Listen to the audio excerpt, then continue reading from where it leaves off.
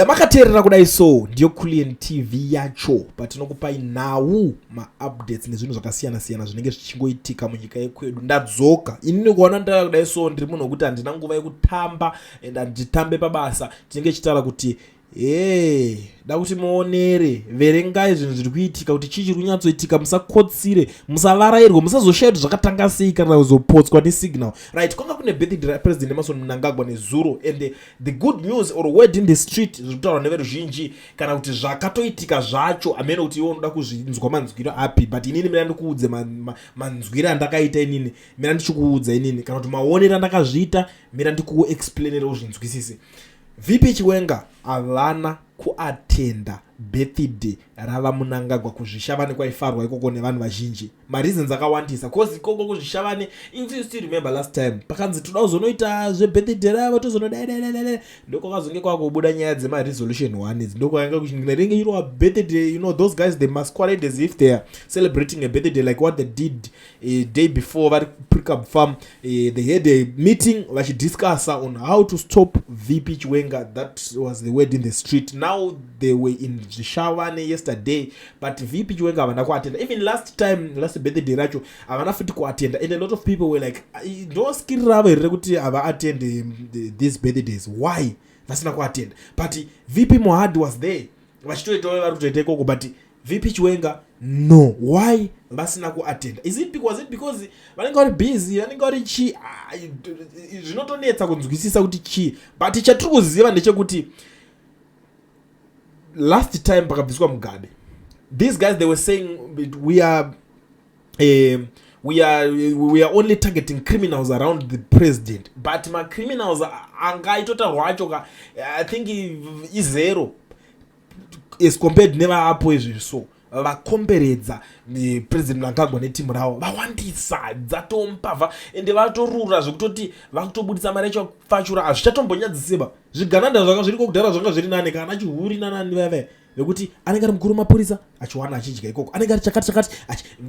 That's the way they were making money. Kuti zoti iwu ndinhingi muchitozana chombo nani vaitonongedzera kuti ningi ndo zvanga zvitori zvigananda zvenguva yacho izvozvo. The likes of Anakasukuhere ndo rimwe ranga riri timu rematenda iroro. Even nhasi pakasangana naye akakudza kuti ndoda kudzoka ndizotonga nyika, you must think twice, because those were the guys. But this time in this era we have this zvigananda, and unozwa kuti paise panosvika VP Chiwenga nezvigananda hazvinyatsolinga. Chigananda hachinyatsonzwa mufaro chikaona VP Chiwenga vari padhuze. Even ukatarisa kana the way they greet each other havamhoresane zvine mufaro. So saka these are some of the reasons aripo. Even Mnangagwa is back now, and Mnangagwa is going to address the nation again today 8:30 2030 dzinenge dzavanenge vachingotaura dzepawatch.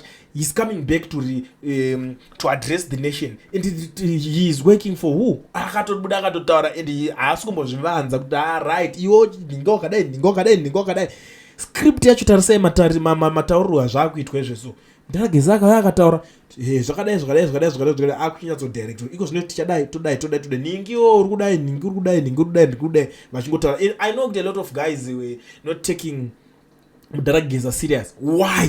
Because Geza is more like a content creator. Mnangagwa is making money out of these videos, you know, zvingotaurwa nevanhu zvinotaurwa zvipere.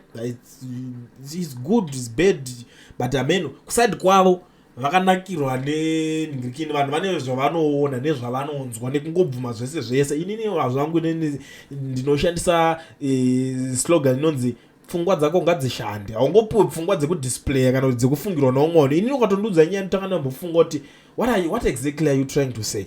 Right, ndiri ipapo. Let's talk about this man you are seeing on the picture.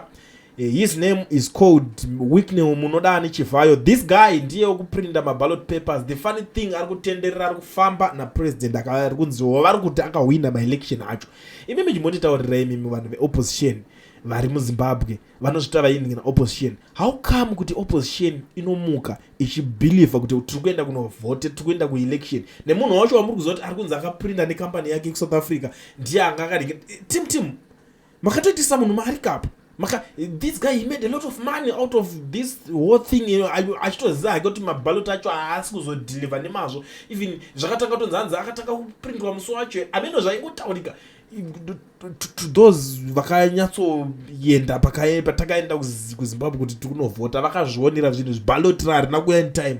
Vanhu vakabuda vari prepared kuti we are going to defend our vote wechichi, and the ballot was not there.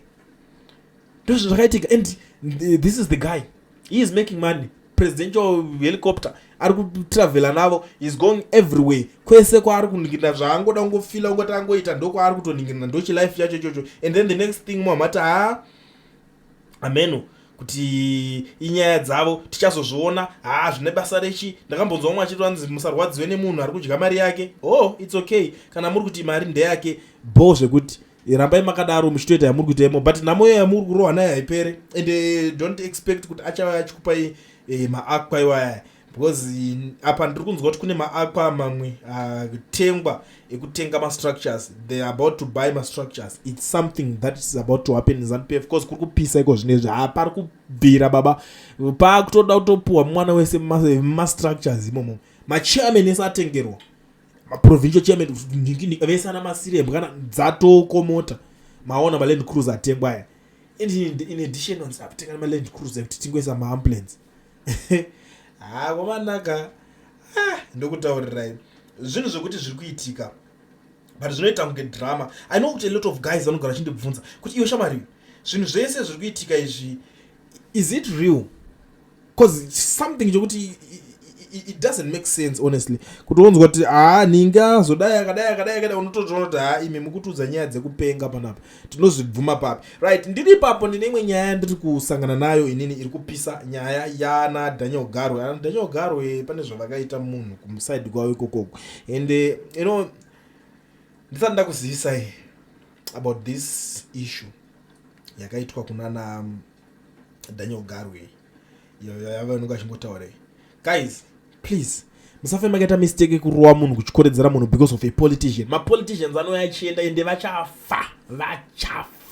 Politician akafa anosiya pfuma achisiyira vana vake. Kana ufunga ndikunyebera bvunza vanhu vairovera vanhu vachirovera vanhu mugabe vave ngavaenda vanopuwa kana $1. My grace mugabe ambokupa kana $1, vana vake avakupa kana cent. So there is this issue panapa yakatora nzvimbo. ZANU-PF iri kunzi yazopa munhu uyu wheelchair. Kuchikoredzerwa kwakatoitika.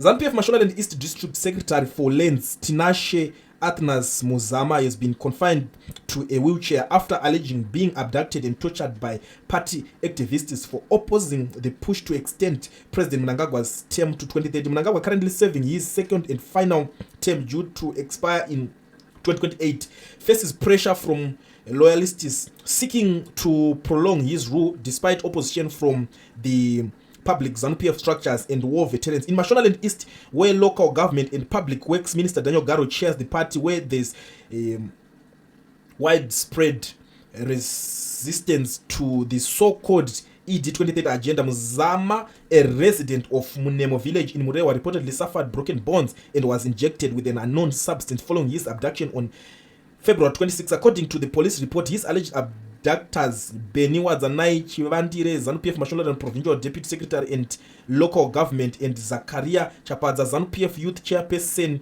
Rupanje District Ward 10, claimed they were acting under instruction to discipline him over his anti-2030 stance. The two accused faced abduction charges in court on May 21. Muzama since expressed frustration at police inaction.